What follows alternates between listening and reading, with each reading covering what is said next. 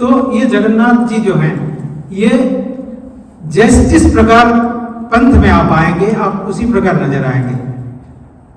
तो इसे कहते हैं कि भक्तानाम कल्पवृक्षम, शैवानाम भैरव, जो साक्ते हैं उनके लिए शक्ति हैं, जो बौद्ध हैं उनके लिए बुद्ध हैं, और जो जैन हैं उनके लिए तत्व है। जैन सिद्धांत सारम, ये जगन्नाथ है। और ये सब जब हम समझ जाएंगे तब ये रूप को पहचानेंगे। तो फिर तुलसीदास ऐसे आगे फिर वो जगन्नाथ जी के बारे में लिखे थे वो। तो आइए इसे फिर वापस चलते हैं।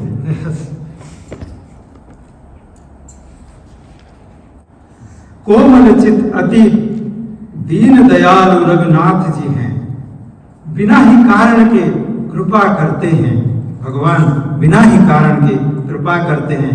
जब भक्ति हो, कृपा तो हमेशा करते हैं, वो सबके ऊपर करते हैं, सिर्फ मनुष्य नहीं, कीट पतंग वृक्ष पेड़ पौधे जितने हैं सबके ऊपर भगवान का करुणा हमेशा है। 27 जैसे वायु है हमारे लिए हमेशा उपलब्ध है। हाँ, हम कैसे उसको ब्रीदिंग करते हैं ये अपने ऊपर डिपेंड करता है। वैसे भगवान की करुणा हमेशा 24/7 सबके लिए बराबर है। हाँ, हम कितना ले सकते हैं ये हमारे भक्ति के ऊपर डिपेंड करता है, सही भक्ति के ऊपर डिपेंड करता है। नीच पक्षी मांसादि को खाने वाला उसे रघुनाथ जी ने वह गति दी जो योगी चाहते हैं। देखिए, जो हमारे गृध्र जी के जो भक्ति था उतना दृढ़ भक्ति होना चाहिए। ऐसे हफ्ता में 1 घंटा भक्ति करने से नहीं होगा, दृढ़ भक्ति होना चाहिए। सुबह उठने से शाम सोने तक आपको और कुछ नहीं होना चाहिए जीवन में, उसको दृढ़ भक्ति कहते हैं। अब जो भी करते हो भगवान के लिए करना है, उसे दृढ़ भक्ति करते हैं। तो इसीलिए जटायु जी का भगवान ने लिखे हैं कि मांसादि को खाने वाला उसे रघुनाथ जी ने ये गति दी, क्योंकि उसका भक्ति दृढ़ था। जो भी करते थे वो भगवान के लिए करते थे। फिर उसके बाद बोलते हैं, सुनो पार्वती, वे अभागे लोग जो नारायण को छोड़ विषयों में प्रेम करते हैं, फिर दोनों भाई जानकी को ढूंढते वन की अधिकता देखने चले। तो फिर कहते हैं पार्वती, तो ये शिव जी कह रहे हैं, यानी तो ये जो रामायण है ये भी शिव जी ही कह रहे हैं। हमारे जितने भी पुराण हैं शायद सब शिव जी ही कहते हैं पार्वती को। जैसे स्कंद पुराण है वो भी शिव जी से आके फिर स्कंद जी से वो मार्कंडेय ऋषि जब उनका जो माया, भगवान विष्णु ने एक माया बनाया उनके लिए कि वो मार्कंडेय ऋषि माया से ऊपर थे, उनको माया कभी अफेक्ट नहीं किया। तो एक बार हम लोग अलग करते हैं ना, हम भगवान को जाते हैं, भगवान हमको माया से बचा लो कहते हैं। जब मार्कंडेय ऋषि थे वो भगवान को जाके बोले कि भगवान मुझे ना माया दिखाओ, ये है ना पड़ेगी। फिर भगवान ने उन्हें माया दिखाया कि सारे संसार जलमय हो गया। उनको लगा कि सारे संसार जलमय हो गया, कुछ नहीं है। वो फिर जल में तैरते तैरते कुछ भी नहीं था, तब एक ही जगह पे वो जाके फिर जहाँ स्थल था वो है पुरुषोत्तम क्षेत्र, वो है जगन्नाथपुरी, जिसके अंदर पुराण में है। तो तब जब पूरा माया में संसार डूब गया तब उस स्कंद वो जाते जाते तैरते तैरते पुरी में पहुंचे।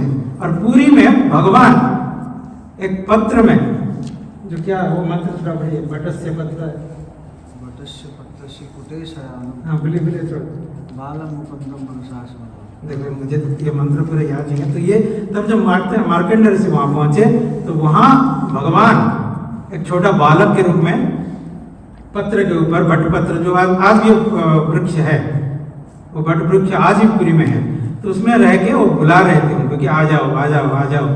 फिर सोचे कि कौन है कौन है, फिर वो गए और वो बड़ी बात है। फिर जाके पूरा संसार का दर्शन किए और ब्रह्मांड का दर्शन किए। फिर वो माया को समझे, फिर भगवान से क्षमा प्रार्थना करके फिर उनका भी हुआ। तो ये दृढ़ भक्ति की बात कर रहे हैं। तो फिर यहाँ लिखा है, अनेक वृक्ष बेलों से युक्त घना जंगल था, जहां उनके प्रकार के पक्षी, हिरण, हाथी और सिंह थे। मार्ग में आते हुए रघुनाथ जी ने कबंध को मारा, राक्षस है। इसने सब सांप की बात कही। मुझे दुर्वासा ऋषि ने शाप दिया, सो सांप आपके दर्शन कर मिट गया। तो ये कबंध ने कहा क्या है, तो कबंध को शाप था, तो कबंध भी बोले कि मुझे दुर्वासा की शाप थी और आपके दर्शन करके मुझे वो शाप मिट गया। तब रघुनाथ जी बोले, सुन गंधर्व, तो वो गंधर्व थे जो कि राक्षस बने थे, मैं तुमसे कहता हूं कि मुझे ब्राह्मण कुल का द्रोही अच्छा नहीं लगता। तो भगवान ने कहते हैं कि ब्राह्मण का द्रोही मुझे अच्छा नहीं लगता। तो इसे हमको ब्राह्मण के बारे में भी जानना चाहिए। तो ये सब चीज अगर हम ना जाने तो ये समझ नहीं पाएंगे। हम इसे ऐसे पढ़ते रहेंगे। तो ब्राह्मण है कौन? जिसका ब्रह्म ज्ञान है उसे ब्राह्मण कहते हैं। जो ब्रह्मा की रचित हुई वेद के अनुसार उसी रास्ते में जो चलते हैं उन्हें ब्राह्मण कहते हैं। जो भगवान की पूजक हैं उसे ब्राह्मण कहते हैं। जो भगवान की बताए हुए रास्ते में रहते हैं उसे ब्राह्मण कहते हैं। तो उस ब्राह्मण का कभी भी हम अनादर नहीं करना चाहिए। भगवान कभी भी माफ नहीं करेंगे, यही भगवान कहते हैं यहाँ। तो ये सब प्रमाण है।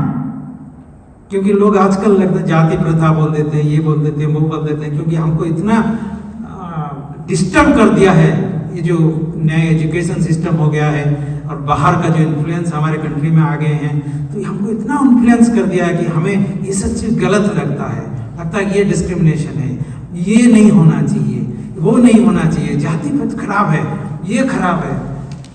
ये नहीं है ऐसा कुछ। जाति भेद कुछ है ही नहीं हमारे यहाँ। जगन्नाथ जी के यहाँ 1400 प्रकार सेवा होता है। कितने प्रकार? हर रोज 1400 टाइप ऑफ सेवायत लगते हैं, एवरीडे काम करते हैं। और उसमें हर जात, हर वर्ण, हर भाषा के लोग वहाँ रहते हैं। और जो हमारे उड़ीसा में जो हमारे सरनेम होता है वो उसी सेवा के कारण हमारा सरनेम होता है। कोई पंडा होता है, कोई महंती होता है, तो कोई पटनायक होता है, तो कोई कुछ भी होता है ना। तो ये सब, कोई सुवार होता है, तो सुवार जो होते हैं वो वहाँ खाना बनाते हैं। जो पंडा होते हैं वहाँ का वो भगवान का प्रसाद लगाते हैं। वो दैतापति जो है वो तो सवर जाति के शूद्र हैं। और ये जो 1 महीना का जो फेस्टिवल पुरी में चल रहा है, यहाँ पंडा का कोई काम नहीं है। आपको समझ में ये ताजुब लगेगा। ये हमारा सबसे बड़ा धर्म स्थान क्षेत्र है, सबसे बड़ा पर्व है, जहाँ जगन्नाथ जी वहाँ ये 1 महीने का यात्रा कर रहे हैं। ये यात्रा पूरा ये दैतापति ने करते हैं। दैतापति है कौन? शूद्र जाति के लोग हैं। तो सोचिए हमारे पुरी में अगर ऐसा होता तो 1 महीना जो है पूरा वो सबर जाति के लोग करते हैं। तो ये जो भाव भेद ये हमने बनाया है बाहर की इन्फ्लुएंस से, ऐसा कुछ नहीं है। ये तो हम कौन से काम कर सकते हैं इसके हिसाब से हमारा जात फिक्स होता है। तो हम ब्राह्मण के यहाँ पैदा हो गए तो हम ब्राह्मण नहीं बन जाएंगे, इसलिए द्विज बनना पड़ता है। इसलिए आपको क्या बोलते हैं, यज्ञ पवित्र धारण करके वेद पाठ करना पड़ता है। अब वेद पाठ जब करोगे तब आप द्विज बनोगे, ब्राह्मण बनोगे। तो ये सब है। तो भगवान ब्राह्मण कुल का द्रोही को अच्छा नहीं लगता। यहाँ तक ना। तो आइए, हाँ, और फिर और एक बहुत सबसे अच्छा चीज यहाँ लिखा है। देखिए ये इसको समझना चाहिए। तो जैसे पंडित जी ने बोले कि जो भगवान है ब्रह्मा विष्णु महेश, ये ब्रह्मा विष्णु महेश है। सुभद्रा जो है इसको ब्रह्मा भी कहते हैं। तो विष्णु हो गए जगन्नाथ, जो सुभद्रा कहते हैं वो ब्रह्मा, और जो शेष अनंत बलभद्र जी हैं वो शेष नाग हैं, अनंत हैं, उसे शिव भी कहते हैं, सदाशिव कहते हैं। और उसको श्वेत विष्णु भी कहते हैं, बलभद्र को श्वेत विष्णु भी कहते हैं। बहुत सारे चीज जानना है। तो इसमें जो लिखा है, मन कर्म वचन कपट त्याग कर जो ब्राह्मण की सेवा करता है, मुझ सहित ब्रह्मा शिवादि सब देवता उसके बस में हो जाते हैं। और क्या चाहिए आपको बताओ, यही तो चाहते हैं ना कि सब देवता कहाँ रहते हैं? कोई स्वर्ग में नहीं रहते। देवता हमारे आजू बाजू हैं, हमारे शरीर में हैं, हमारे एक एक अंग प्रत्यंग को देवता रक्षा करते हैं। हमारा एक एक काम जो होता है, हम मैं यहाँ बैठ के जो पढ़ रहा हूँ, मेरे देवता ही पढ़ रहे हैं, वही बोल रहे हैं, तो मेरा देवता जितना दृढ़ जितना शक्तिवान होंगे, मेरा पावर उतना शक्तिवान होगा। मेरा जो मैं जहां भी जाऊं ना, मेरा सफल होगा। ये देवता मेरे जो चारों ओर हैं, उन देवता को एक्टिवेट करना है, शक्ति देना है। कैसे होगा कि ब्राह्मणों को सेवा करोगे। ब्राह्मण तो क्या है, हमको पता चल गया। तो ब्राह्मण वो है जो वेद के रास्ते पे हमको ले जाएंगे। क्यों? क्योंकि वेद के रास्ते पे अगर हम जाएंगे तो हमें मुक्ति मिलेगा। मुक्ति क्या है? आनंद है, परमानंद। तो परमानंद ही तो आपको चाहिए, और क्या चाहिए? हम जो भी करते हैं एक ही चीज के लिए कि आनंद है। हम मंदिर आ गए आनंद के लिए, हम कहीं भी क्लब जाएंगे आनंद के लिए, हम कहीं दुकान खोल के बिजनेस करके बैठ रहे हैं ताकि कुछ आनंद मिल जाए। तो एक ही है ऑब्जेक्टिव हमारा, आनंद। और ये जो माया का आनंद है ये टेम्पररी है, जब तक मिला तब तक खुश है, उसके 2 मिनट के बाद फिर से दुख आ जाएगा आपको। आप एक मर्सिडीज कार लेके कोई दे दिया आपको फ्री में, आजकल टेस्ला चल रहा है, चलो टेस्ला कार आपको ऐसे दे दिया, आप टेस्ला कार फ्री में मिल गया, कितना खुश में आएंगे। आते आते आपको छोटा सा वहां दाग लग गया कार में, वो सब आनंद चला जाएगा आपको, उसी दाग की वजह से आप पूरे दुखी बन जाओगे। ये है माया का आनंद, ठीक है। तो परमानंद क्या है? इस रास्ते में जब चलेंगे तब आपको कभी भी दुख नहीं होगा, 24/7 जीवन भर आप खुश रहेंगे। इसको परमानंद कहते हैं। और मिलेगा जब ब्राह्मण की रास्ते पे मार्ग दिखाए गए मार्ग पे हम चलेंगे। और यहाँ लिखा है मन कर्म वचन। ये क्या है? मन कर्म और वचन। ये कहाँ से आता है? ये योग है, ठीक है ना।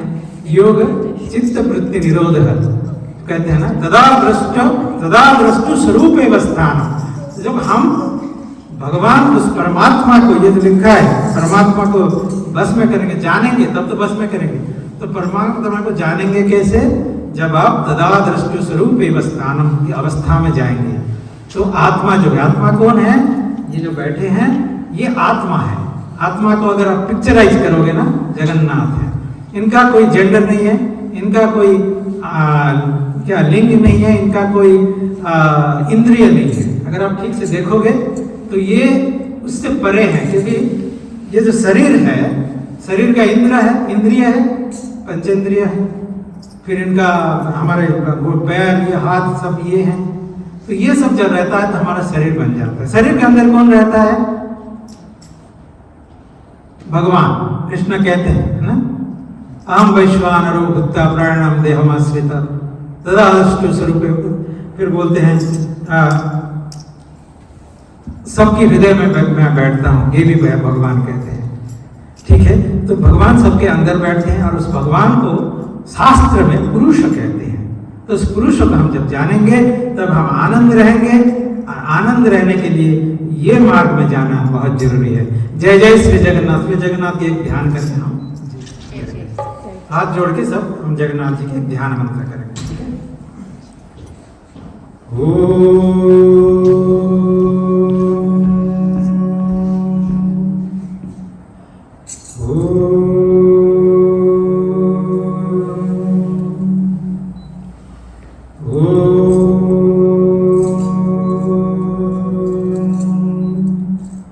नीलाद्रौ शंखमध्ये सददलकमणे रत्नसिंहासनस्थं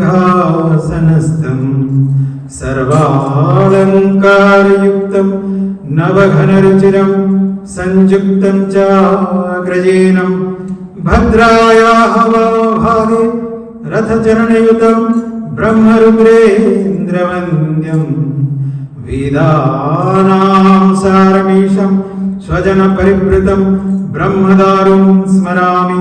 श्री जगन्नाथाय स्मरामि, श्री दारु ब्रह्माय स्मरामि, श्री पुरुषोत्तमाय स्मरामि। हरि ओम। बोले जगन्नाथ महाप्रभु की, बलभद्र महाप्रभु की, सुभद्रा महादेवी की, सुदर्शन चक्र की। आगे बहुत बहुत धन्यवाद।